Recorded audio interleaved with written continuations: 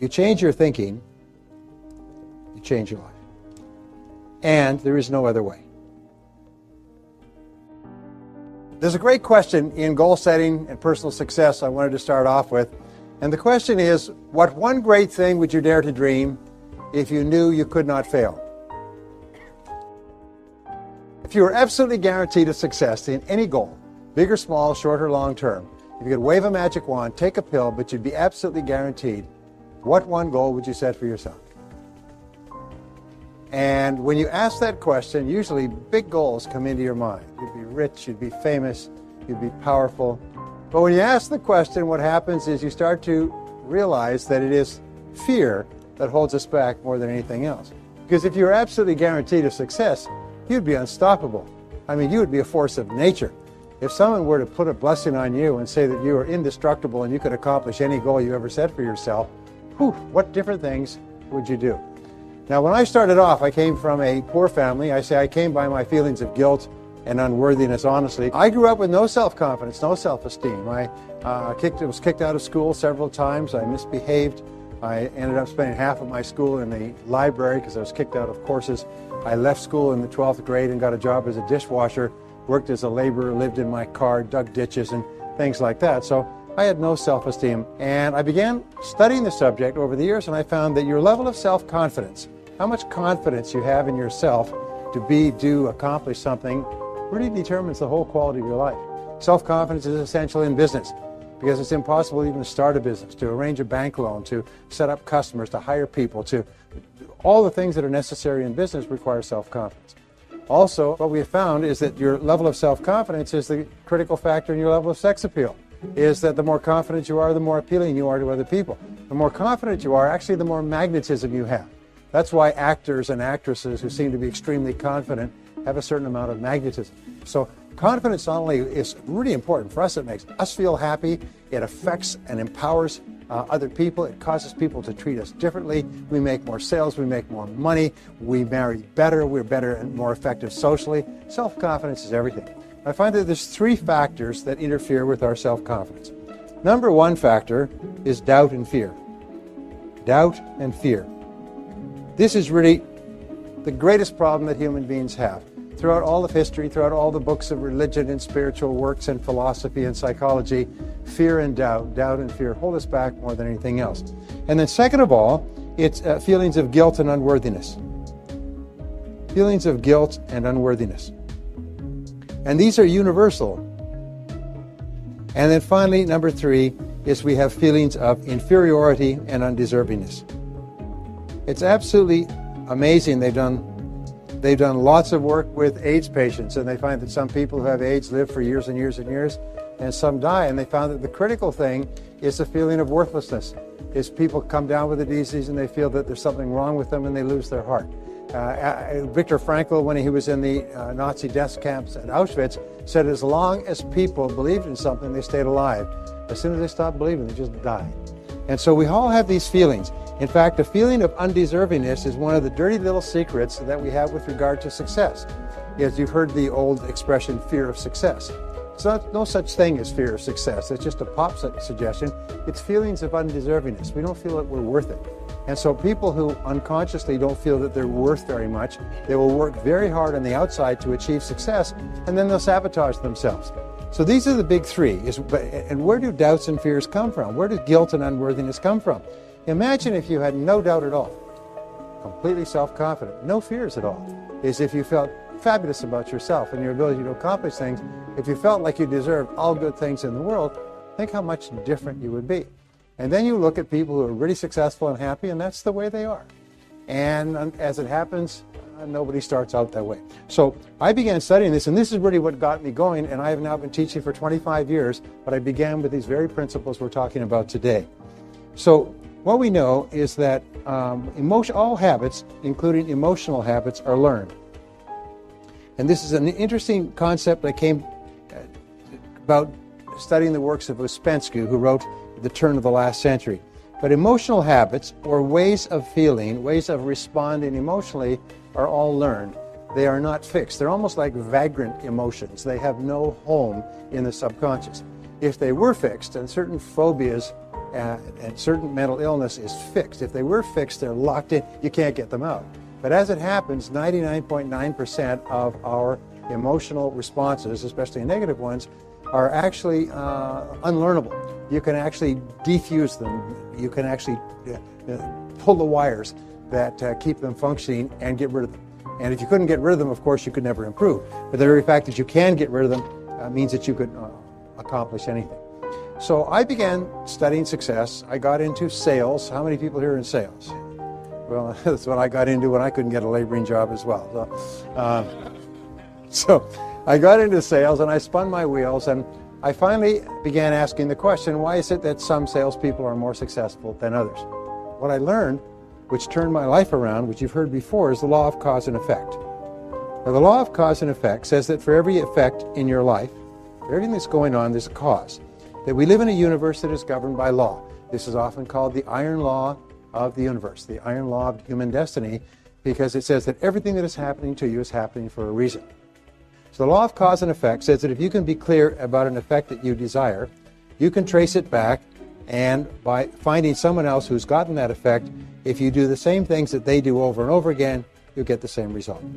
Well, the great practice, or the great application of the law of cause and effect, which has been the foundation principle of human society, psychology, religion, philosophy, metaphysics, and so on, is that thoughts are causes. Thoughts are causes. And conditions are effects. And this is an extraordinary breakthrough. Because most people believe, falsely, that their situation in life is determined by factors outside of themselves. And I'll come back to this later because it's very important. Whereas the fact is that our thoughts, which are the only thing that we control, and which we do control, determine everything that happens to us in life. They determine the quality of our life, the quality of our relationships, the quality of our health, how long we live, how much money we earn, the home we live in, the friends and social relationships we have, our level of happiness and self-confidence.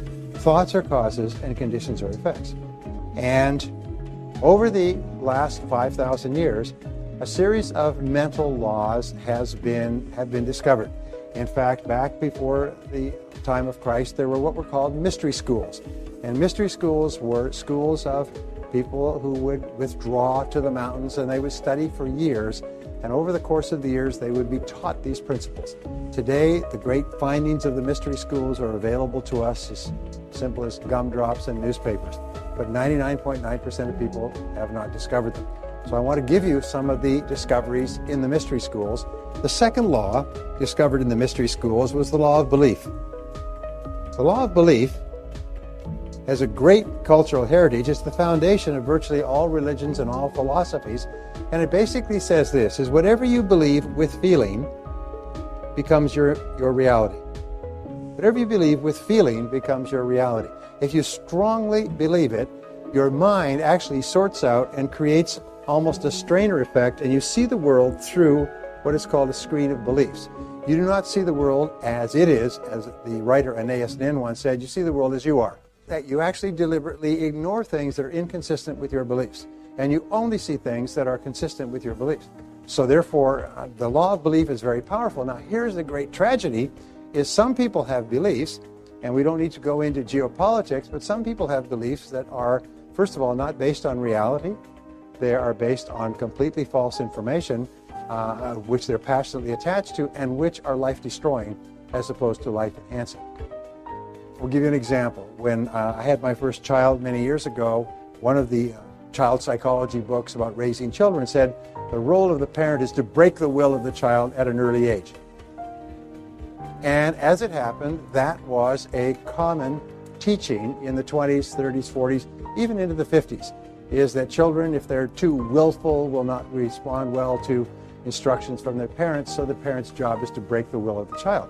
Well, you can imagine, we have a lot of grown people in our society who were raised by parents with that idea, and they're broken people. They're angry, they're drunk, they're alcoholic, they're overweight, like young colts. They were broken.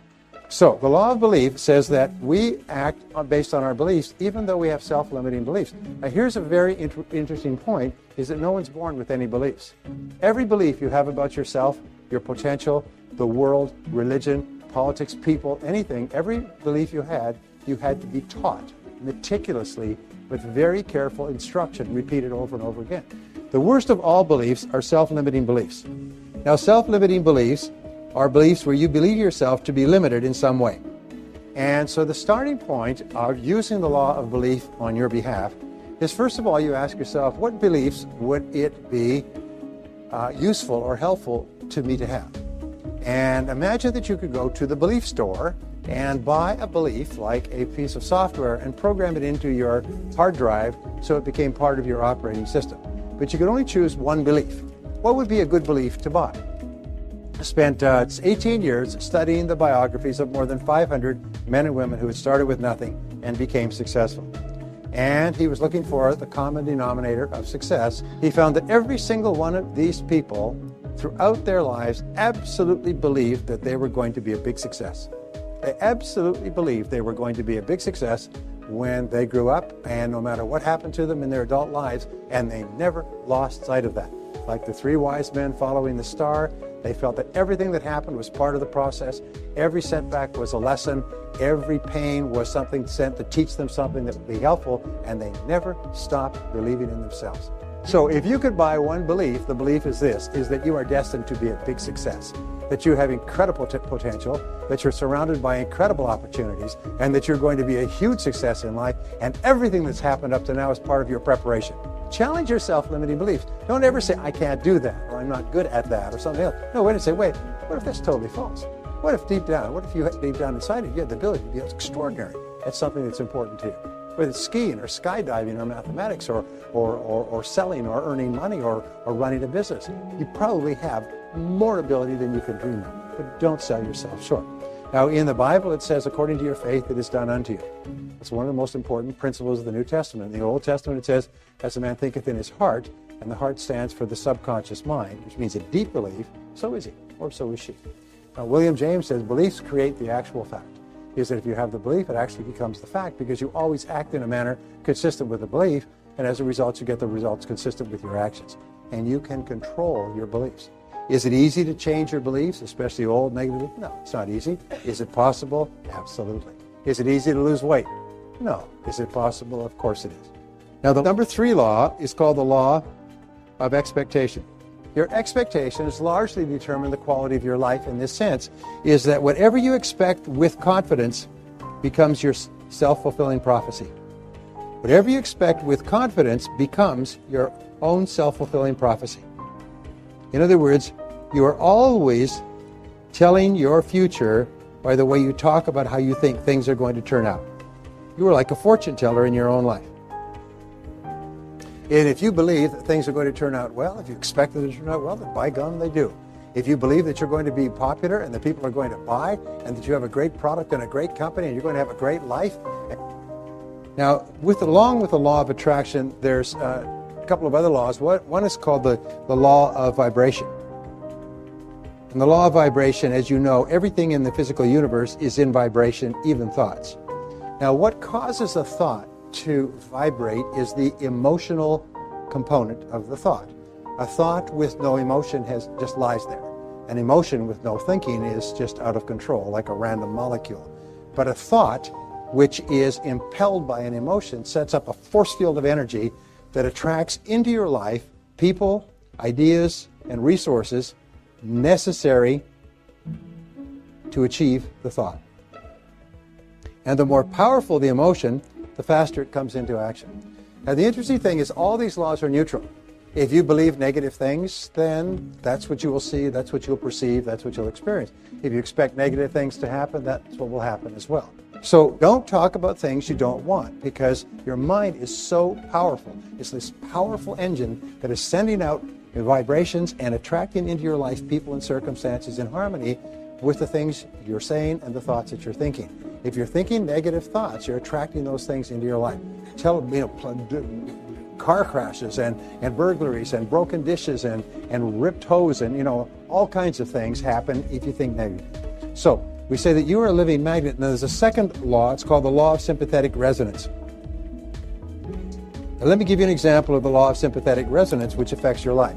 If you had two pianos in a large room, and you went over and you hit the note of C sharp on this piano, bang, and you walked across the room to the other piano, the string of C sharp would be vibrating in perfect harmony with the string vibrating on the piano that you struck. Are you with me so far? Why? It's called sympathetic resonance.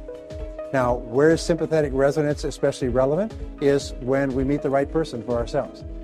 Khalil Gibran says that there will be a moment of a recognition at the moment of meeting, instantaneous. You walked into a place and you saw the person and your eyes met across a crowded room. It was instantaneous. Well, it's the same thing. The law of attraction is a very interesting law, but it says that whatever thoughts you're thinking, positive or negative, are sending out this force field of energy that's attracting into your life people and circumstances in harmony with it. Now, thought energy is a very fine energy. You know, if you were talking about throwing bullets or basketballs, you couldn't get them through the wall. But thought energy travels at 186,000 miles a second, like the speed of light, and it can literally go across the world instantaneously and through all substances. I'll give you an example of the law of attraction that you've experienced many times. You're talking to your friend about somebody else, and the phone rings and it's them. You ever had that happen? And you say, we were just talking about you. And the other person says, well, I just had this impulse to phone you. This happens throughout your life. If it happened once or twice, you could say, well, that's an interesting coincidence. But if it happens repeatedly throughout your life, then you know that there's a law at work. So how do you use the law of sympathetic resonance, the law of attraction? It's very simple. You keep your mind on what you want. And you think about what you want in very positive terms. You think about things that make you happy. You think about people that you love, and you think about success experiences. Interesting difference between winners and losers. Can you guess? Prior to every sales call or experience, both of them visualize and recall a memory. But winners recall their previous success experience and how happy they were about that. And non-winners recall their previous unhappy experience and how bad they felt and how depressed they felt and how unsuccessful and so on. So winners think of their past success experience and they set up a force field of energy that largely creates that experience. Sometimes when you walk into a room, if you are really up, people will turn their head. I mean, the vibrations will hit them. They'll turn their head. They'll notice that you've come into the room. So this is very much determined by the thoughts that you're thinking. We'll talk about this as we go along. So the law of attraction says you're constantly attracting into your life people, circumstances, ideas, resources in harmony with your dominant thoughts, but it is a neutral law. Nature is neutral in this sense. If you think negative thoughts and worried thoughts and anxious thoughts and angry thoughts, that's what you attract into your life. And so it's really important that you be aware of that. Okay, the next law is called the law, I've written these down here. There's actually 32, oh, it's one of my favorite. It's called the law of correspondence. I love this one. It's kind of a summary law in many ways, and it has an equation, and the equation is this. This is my favorite equation. Remember this for the rest of your life. The law of correspondence, which is talked about in the New Testament, the Old Testament, and many of the old books, simply says, as within, so without. As within, so without. What it says is that your entire world around you is a mirror that reflects back to you your dominant thoughts. We say wherever you look, there you are. It's almost like you live in a 360-degree mirror. And wherever you look, you see yourself reflected back. Now, the 3 or 4 places where this is most common is, first of all, your relationships. Now, remember, human beings are extraordinarily sensitive, so that if you have negative thoughts going on about anything, you affect the relationships close to you instantaneously. They'll pick it up across a crowded room. Women, by the way, are far better at this than men. Men are kind of like blocks of cheese, but women are like high-tech computers. If you ever had an experience, every man's had an experience, they phone home, they say, hi. She says, what's wrong? That's all you said is hi or hello. She said, what's wrong? Is it your boss again? How did you know? A woman can pick it up with a single word. You can walk in the door and say hi, and she'll just go, instantly, she'll just read it. With regard to relationships, your relationships almost instantaneously will show you what's going on inside your own thoughts. If you're feeling happy, your relationships will reflect it immediately. If you're unhappy or angry for some reason, they will reflect it immediately. A second area, by the way, has to do with income. Is your outer world of income will be determined by your inner world of attitude toward money, earning, productivity, performance, and everything else. With regard to your health, your inner world of attitude toward health, food, diet, fitness, everything else determines your external world of health. And so, and also to success. If you believe that you're going to be a big success, if you believe it on the inside, then you'll see it. It'll be reflected back to you in your outer world. Remember, most people look at a mirror, if they don't like what's in the mirror, they bang and pound the mirror. But intelligent people realize that whatever they see in their outer world is coming from themselves. So they always ask this great question, is what is it in me? What is it in me that is causing what's going on in my environment? Now this is the question of the superior person. The average person always tries to blame something in their external environment or someone, past, present, future. The next law is called the law of subconscious activity. Now the law of subconscious activity, and there's all kinds of stuff that is written for popular reading. The law of subconscious activity basically says that your subconscious mind functions automatically. It is like clay. It takes the imprint of your conscious thoughts, and then it makes all your words and actions consistent with your previous programming. It makes your words and actions consistent with what you've put in the past. So it does not think, it does not create, all it does is keeps everything going. Your subconscious mind is also the seat of the autonomic nervous system, which handles and regulates the exact balance of hundreds of chemicals in every single one of the hundreds of billions of cells of your body on a moment-by-moment basis. They say the subconscious mind makes 500 million commands a second. I mean, that's how fast it does. It basically keeps a chemical balance of every single cell in your body at a perfect level. People who say, you know, human beings just emerged out of the primordial muck as a result of a couple of chemical mixes and a couple of lightning strikes really need a checkup from the neck up. Because when you look at the incredible complexity of the human system, it's literally beyond belief. We are so complicated, and if one little thing was out, if one little feature was out in our eyes, none of us could see, either long distance or short distance. One little feature was out in our bloods, hearts, veins, anything else, we would not survive. And you take hundreds of thousands and millions of these little things that are so perfectly calibrated. Lots of research has been on us. It's a phenomenal thing.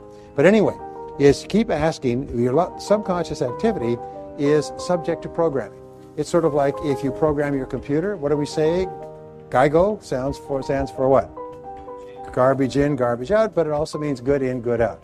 So if you reprogram the commands going to your subconscious computer, you get a new program. That's why most programs, when they come off the production line, have what? Bugs and defects. And so what they do, the professionals go through, the engineers go through and they debug it. One of the things we need to do to fulfill our potential to have high self-confidence is to debug. And we need to go back through and take out all those little ideas and misconceptions and feelings and concepts and beliefs which are not consistent with being happy and joyous. They say the fruits of the Spirit are joy and self-control. And so if you're not feeling completely in control of your world and experiencing joy, it means something wrong with the computer. So what we do is we say, oh, must have gotten a bug in there, and we don't get upset about it. We say, where's that bug? And we just go to work. Sometimes just challenging one thought can transform your life. And this brings us to the greatest discovery of the 20th century, the discovery of the self-concept. I call this the master program. And each person has a self-concept. And this self-concept is a combination of all your thoughts, feelings, beliefs, doubts, hopes, fears, and experiences throughout your entire life that come together to make you the kind of person you are today. Now, we know that the only thing that is unique about you is your mind. Everything else the human being has in common with a horse or a monkey. The only thing that you have that makes you distinct and unique is your mind, and every single person is completely different because every single person has had hundreds of thousands of different experiences at different times to which they've responded and interpreted differently. So your mind is unique in all the world. There cannot be two of you if there are 50 billion human beings. And what they discovered was the self-concept. And what we found is that your performance and your effectiveness is determined by your self-concept. How you perform and behave on the outside, how you treat other people, what you accomplish is all determined by your internal programming. So if I can give you a little bit of a graph here, here's a graph. We say that your level of effectiveness is determined by your self-concept. How effective you are as a person, as a salesperson, as a parent, as a spouse, as a friend, as a writer, whatever you do, your self-concept and your level of effectiveness have a one-to-one relationship. You've also heard it said that the average person uses only 10% of their potential. Well, this means that there's fully 90% of your potential left untapped. Some people only use a small part of their potential, but imagine that you could earn twice as much, 3 times as much, 5 times as much, just by using more of your potential.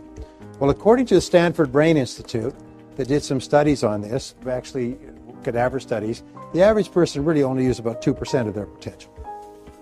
They're saving up the rest for some good purpose that we don't know yet. But the average person functions on 2%. 2% gets you the entire quality of your life that you have today. That means, by the way, average is 2%, some are less than that. Some use less than that. And what we do is we use it to get up in the morning, brush our teeth, go to work, go home, watch television. But we don't use it for very much. But let's just pretend and say we use 10% of our potential. That means that your self-concept is limited to only 10% as well. We also know that each person has a series of mini self-concepts. Now, you have a self-concept for every part of your life or work that you consider to be important. For example, you have a self-concept for every sport that you play. You have a self-concept for how well you sell. You have a self-concept for how you dress and for how much you weigh. You have a self-concept for your creative ability and your memory, your ability to tell stories, your sense of humor. You have a self-concept for your appearance. You have a self-concept for any kind of musical instrument or anything else you do. You have a self-concept for how much money you earn. What they have found is that every person has a self-concept which is like a thermostat. And this self-concept with regard to money, you never go more than 10% above or below your self-concept level of income. If you earn 10% or more above your self-concept level of income, you immediately go into what I call throwaway behaviors. You do everything possible to get rid of the money. You give it away, you spend it, you go out for dinner, you buy champagne, you order drinks for everybody at the bar. That's why if ever you win a prize or something, the very first thing you think of, let's go on a vacation, buy a motorhome, get some jewelry. And 68% of people who win the lottery are broke again within 3 years. They have more money than they've ever had in their life, but it takes them so far out of their self-concept that they go just like a rocket that goes off course and starts to spin, and they go crazy. So if you earn 10% or more below your self-concept level of income, you engage in what are called scrambling behaviors, and you scramble to get your income back up. But once you're into that 10% range, well, plus or minus, you relax. And this becomes your comfort zone. This becomes your comfort zone. And the great enemy of human success is the comfort zone. In this comfort zone, you're comfortable. Now, you may not be happy with the amount that you're earning, but you just become comfortable with that amount. The only way that you can increase your income is to change your self-concept in relationship to income. And what we know is that your overall self-concept is determined by your self-concept in all the areas of your life that you consider important. We also know this, is that your self-concept is made up of 3 parts. Again, this is basic behavioral psychology. Number 1, it's made up of your self-ideal. Now, your self-ideal, like 3 wedges of a pie, consists of your values, it consists of your ideals, it consists of your goals, it consists of your hopes, it consists of your dreams, it consists of all those things that are inside you. And what we know is that there's a direct relationship between how clear you are about your goals and ideals and your self-ideal. What do we know about top people? Top people are clear about what they believe in, and they don't compromise their values. What do we know about little people, weak people? Is they're very confused about their values, and they compromise them for the slightest advantage. So my point is that people with a very clear self-ideal are much stronger and more powerful people than people who are unclear about their ideals. The second part of your self-concept is called your self-image. And there's hundreds of books on self-image psychology, but basically what they say is your self-image is the way you see about yourself and the way you think about yourself. Your self-image is called your inner mirror. Whenever you go to do anything, you check this mirror like a stage performer checking the mirror before they go on the stage. Before you go in to see somebody in a sales call, you just kind of check your inner mirror to see, how do I perform in sales calls? And your performance on the outside is largely determined by your self-image. 1-to-1. Remember that ratio. The third part of your self-concept is your self-esteem. Now, your self-esteem is the most important part of all. This is the emotional part of your personality. This is what I call the nuclear reactor core. This is the energy source. This is the power in the human personality. Your level of self-esteem determines your level of vitality, energy, personality, sense of humor, creativity, personal strength, influence, persuasiveness, and so on. So your self-esteem is critical, and your self-esteem is defined as how much you like yourself. How much you like yourself is the measure of your self-esteem. How much you like yourself. Here's an interesting point, is whenever your self-esteem, your self-image, your personal performance is consistent with your self-ideal, the person that you would most like to be, your self-esteem goes up. Whenever you do anything that is consistent with the best person you can be, you feel happy, you feel proud, you have greater self-respect, you have more energy. Whenever you do something that's not like you, you blow up, you get mad, you swear, you do something that, that's not consistent with the best person you could be, your self-esteem takes a hit. But when you start to act in a way consistent with the best that you know, your self-esteem goes up. Well, here's the most important part, going down here, is we say that the most powerful words you'll ever learn are the words, I like myself. I like myself. I like myself. Whenever you say the words, I like myself, your overall self-concept goes up.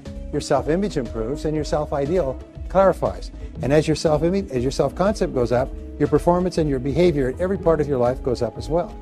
They say the flip side of self-esteem, like a coin, is called self-efficacy in psychology. And self-efficacy is how competent you are. So whenever you do something well, your self-esteem goes up and you like yourself more. And the more you like yourself, the better you do. And the better you do, the more you like yourself. And the more you like yourself, the better you do, and you get onto an upward spiral. So what we've found is the most powerful words that you can use prior to any event of importance are the words, I like myself. Say it. Say, I like myself. Now say it like you mean it. Say, I like myself. Now you notice the first time you say it, and I went through this many, many years ago, first time you say it, you may feel a little uncomfortable. Some of you didn't say it with too much enthusiasm. You said it because everybody else was saying it, but you felt a little bit guilty, like undeserving. Like that's, like a little bit, it's not quite right. Well, that's perfectly normal. It's perfectly normal. What it means is somebody's programmed some kind of defect into your computer, a piece of negative information that's inconsistent with liking yourself. And what happens, it's called cognitive dissonance in psychology. The new message hits the old garbage and goes bang, like a bang, and it creates a stress. And the stress is felt like a feeling of discomfort. So whenever you say the words, I'm the best. I like myself. When you say these words, the first time you say them, you may feel a little uncomfortable because they may feel to be, not consistent with reality. But the more you repeat them, it's like driving a pile in a river. The more you repeat them, you drive them deeper and deeper into your subconscious mind, and gradually these words will reprogram all the old garbage in there and blow it away, almost like a psychological roto-rooter. So you get up in the morning and say, I like myself, I like myself, I like myself, I like myself. You go through the day, I like myself, I like myself.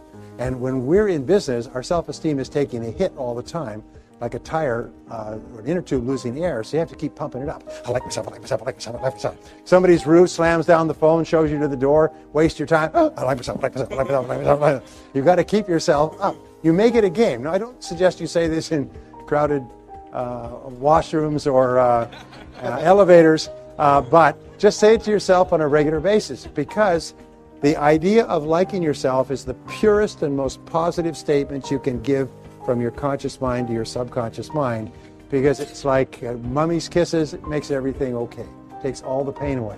It's impossible to like yourself and feel negative. It's impossible to like yourself and be angry. It's impossible to like yourself and be worried. And your mind can only hold one thought at a time, positive or negative. So if you keep repeating, I like myself, I like myself, I like myself, I like myself, I like myself, what happens is eventually it becomes a habit of thinking. Wake up in the morning and say, I like myself. Throughout the day, you say, I like myself. Somebody's rude or difficult to you, say, doesn't bother me, I like myself. And you act like it. Now, initially, it'll be like getting fit. Your muscles will be stiff. Your emotional muscles will be stiff. But after a while, it starts to become automatic.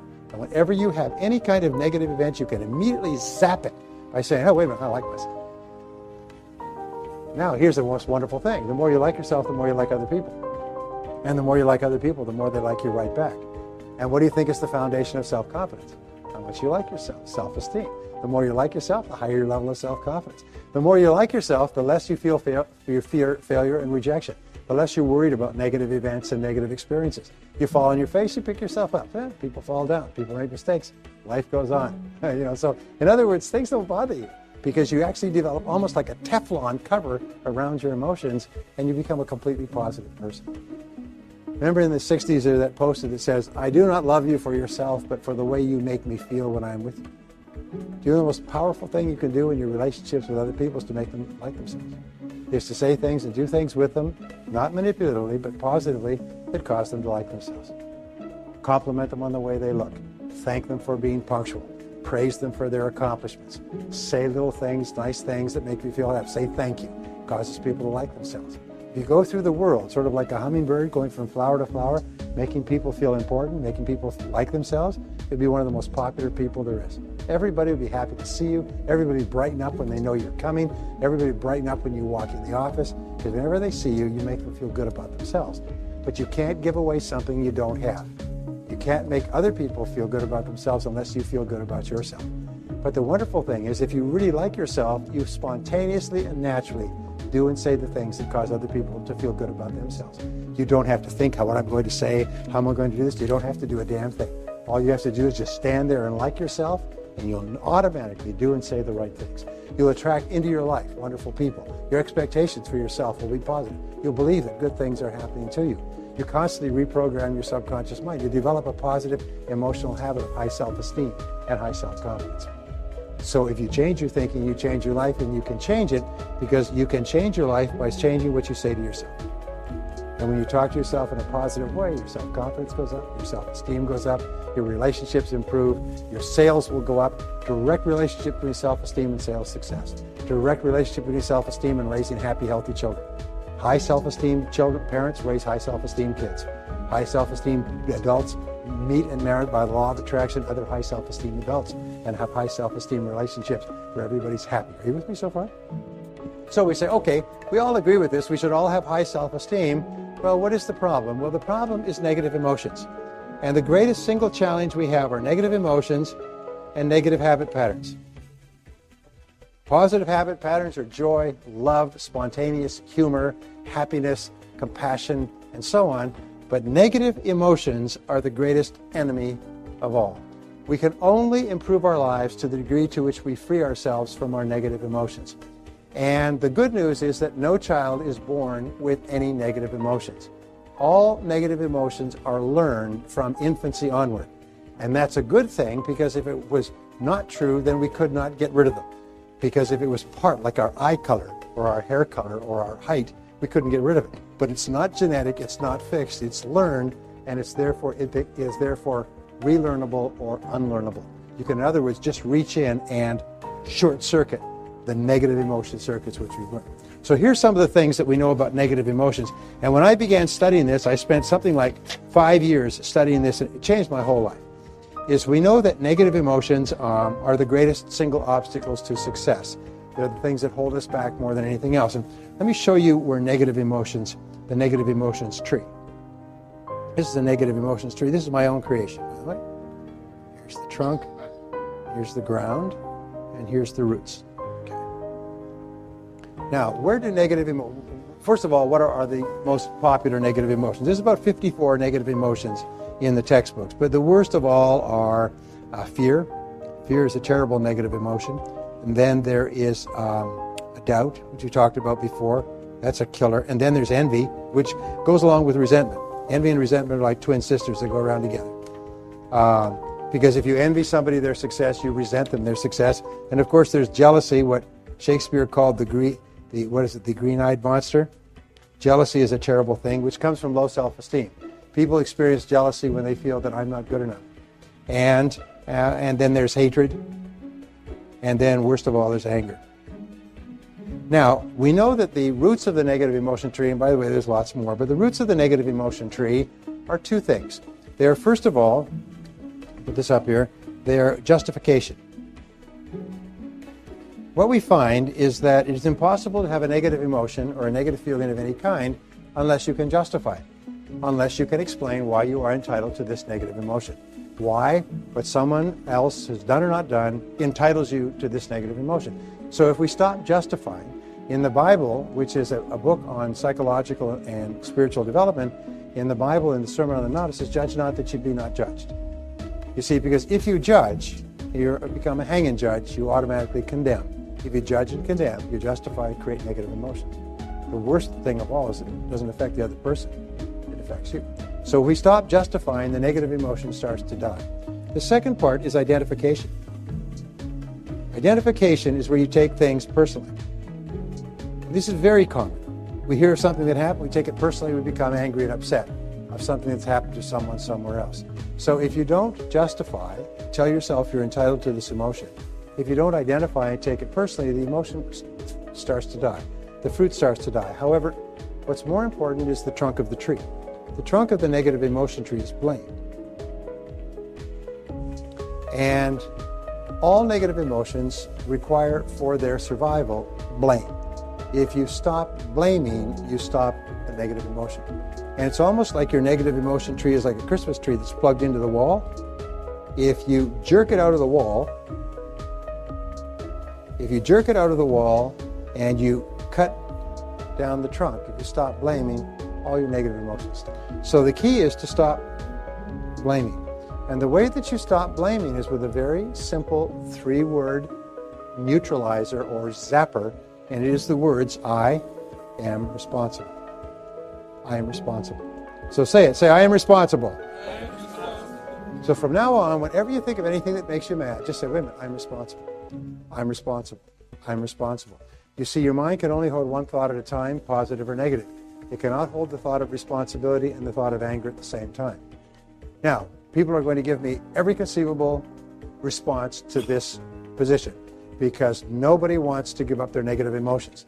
Doggone it, you've paid for those negative emotions. You've spent years keeping them alive and fertilizing them and justifying them and talking them over with other people and putting water on them and thinking about them and so on. People love their negative emotions. To get them away, you almost need a crowbar to get people to give up their negative emotions. In fact, what we have found is that if you have just one negative emotion that you will not part with, that alone can sabotage your whole life. So the starting point of your achieving the greatness that is possible for you is to get rid of the negative emotions. So when we talk about I am responsible, your ability to respond in an effective way is the critical measure of how much you become as a human being. In other words, if you can respond effectively to crises, problems, upsets, which may not be legally your fault, if you can respond positively and effectively, it means that you've come a long way. It means you've become one of the best developed human beings on our planet. Because average human beings fall apart, get angry, blow up, go into chaos, throw fits, have tears, threaten to sue, and pour drink down their throat and everything else when they have a reversal. But not top people. Top people say, stay calm here. What's happened? Let's look at it. What do we do now? What's our next action, and so on. So by saying I am responsible, whenever you feel something angry, you neutralize the negative emotion. If you keep repeating the words I am responsible over and over again, pretty soon they become an automatic mantra. Something happens, you start to become angry, you instantly say, wait a minute, I'm responsible. So we know that no child is born with any negative emotions.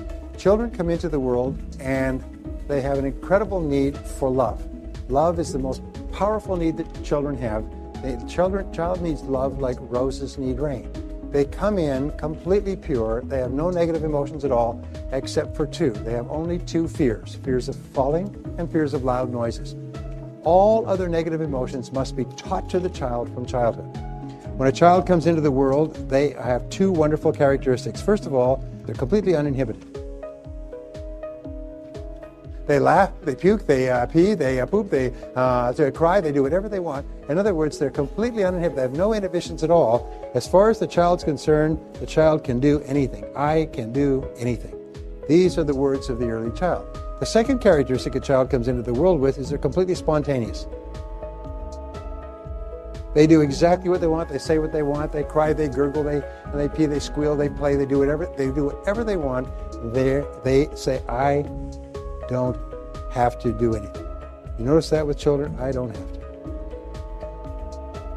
And so these are the 2 characteristics. Very early in life, because of mistakes that parents make in upbringing, especially destructive criticism and conditional love or withdrawn love, children begin to develop the 2 major clusters of negative habit patterns from which all others come. Almost emotional cancers, if you like. The first is they develop the inhibited negative habit pattern, or inhibitive negative habit pattern. The inhibitive negative habit pattern is characterized by the words, I can't. When the child is young, the child wants to touch and taste and smell and feel and get anything and touch things and grab knives and crawl around and run out in traffic. And parents often say, don't, get away from there, stop that, put that down. How many times have I told you? And they punish the child, at an early age when the child is incapable of comprehending why the parent is getting so upset. All the child hears is the parent's angry voice, and sometimes the physical punishment and the shouting and the putting in their bedroom or putting in their crib.